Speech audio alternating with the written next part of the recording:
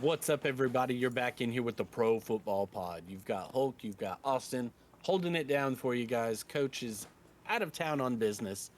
We appreciate you guys. Lions? Yeah, we got the Lions today. The 2025 record prediction episode. Go ahead, subscribe down below that little red button. Every 500 subscribers, we're giving away jerseys out here. Help us, Do it. help you.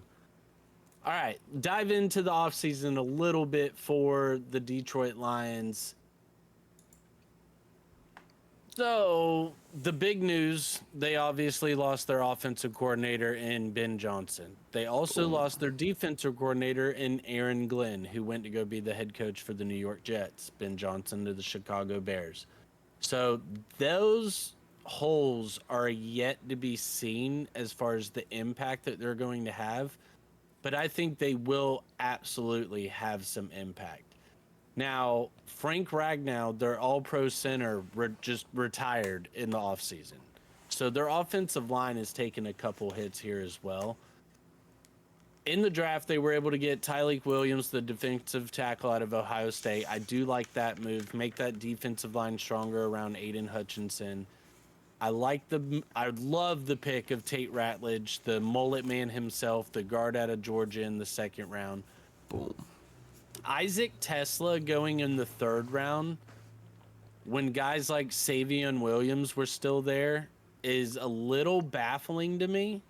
Apparently, they love this guy out of the wide receiver out of Arkansas. Love him. I think he's solid. But for him to go in the third round when his running mate, Andrew Armstrong, went in the seventh round, like, I, I would have personally had those flipped, but that's just me. Miles Frazier, the guard out of LSU, got taken in the fifth round. Love that pick for him as well. So they kind of saw these offensive line holes coming down the pipe, but now I think these rookies are expected to start a little sooner than they were going to.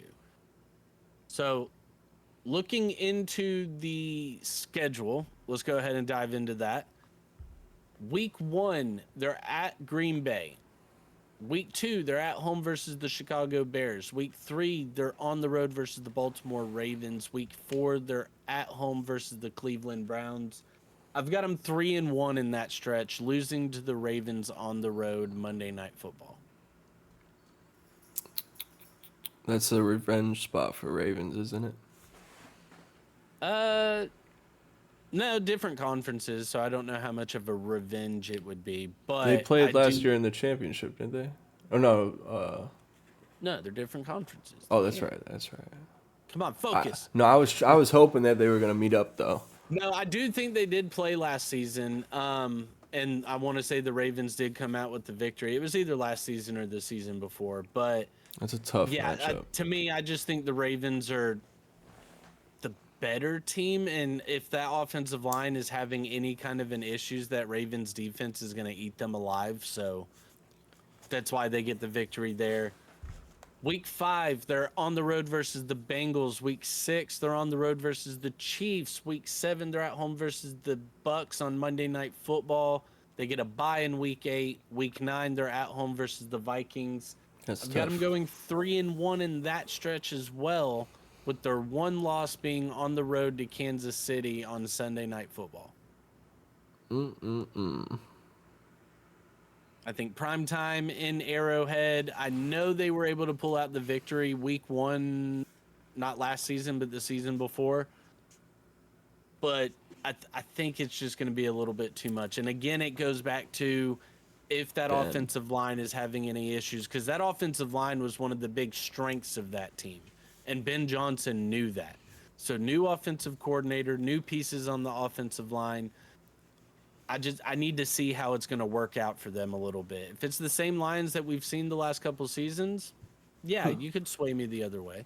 Who's stopping Gibbs? That Chiefs defense is legit. With Spagnola back there calling it for him, like the Chiefs defense is solid. I'll give you the 3-1.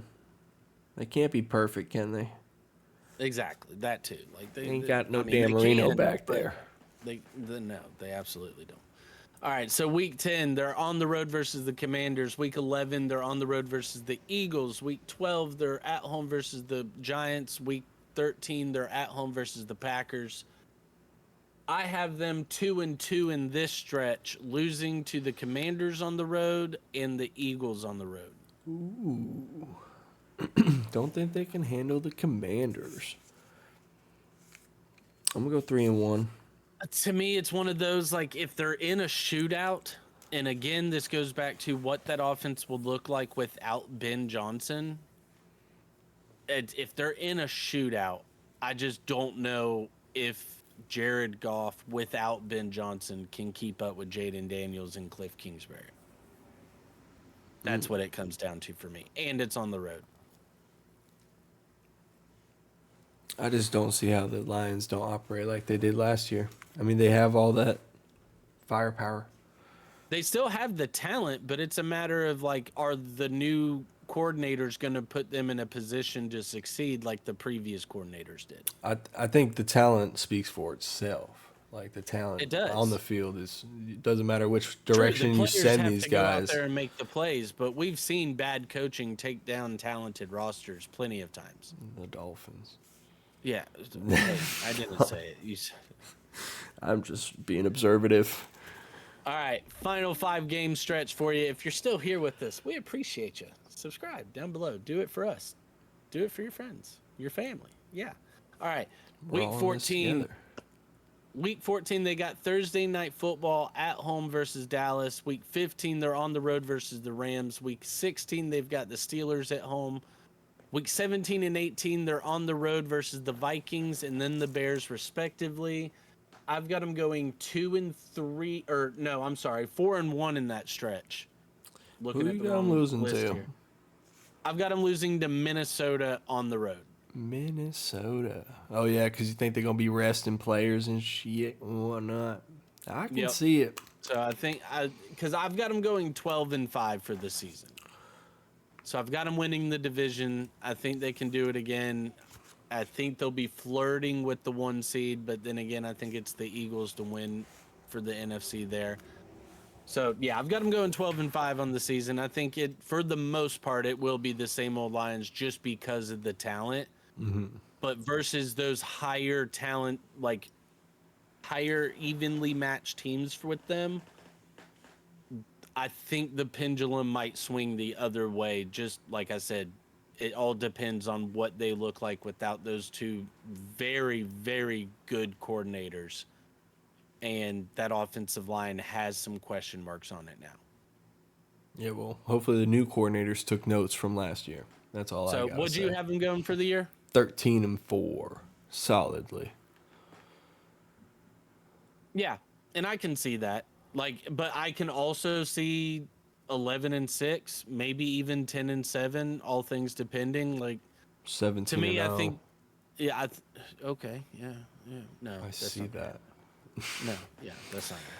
That would be incredible. There's a Tell you what, with that possibility. schedule that we just read off, though, they do go 17-0 in the regular Dude, season. They're going to be demolished by the playoffs. That's a big because flex. They're just going to be exhausted. Yeah, that's pretty rough. Guys, if you stayed with us the whole time, we love you. We appreciate you. Tell us down below in the comments if we were right, if we were wrong, where you think we're wrong, how you feel about the squad yourself. TulsiRoseTea.com is the sponsor. Peace out. Doses. Rawr. Rawr. Is that the line? Oh. All right. Yeah.